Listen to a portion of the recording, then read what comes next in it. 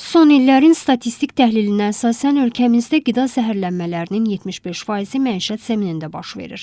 Qida zəhərlənmələri bakteriyalar və ya onların toksinləri, viruslar, parazitlər və ya kimyəvi maddələrlə yoluxmuş qida və suyun qəbulunun səbəb olduğu xəstəliklərdir. Qida zəhərlənmələri bütün fəsillərdə baş verə bilər, lakin yazda və yayda havanın isti olması ilə əlaqədar bu hallara daha tez-tez rast gəlinir.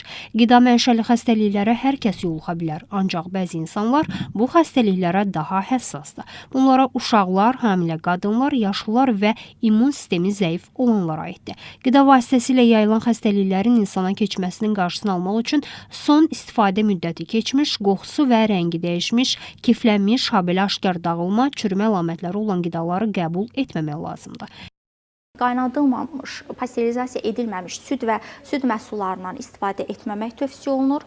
Qutusu zərər görmüş və ya qapağı boşalmış, qabı şişmiş konserv məhsullarından istifadə etməmək tövsiyə olunur.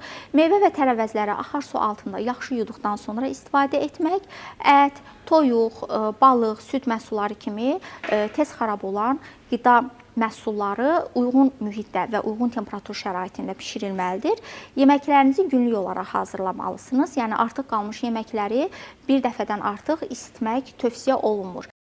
Mütəxəssislər tövsiyə edir ki, yeməkləri hazırlayarkən, bişirərkən və süfrəyə təqdim edərkən şəxsi gigiyena qaydalarına riayət etmək və əlləri yaxşıca yumaq da mütləqdir.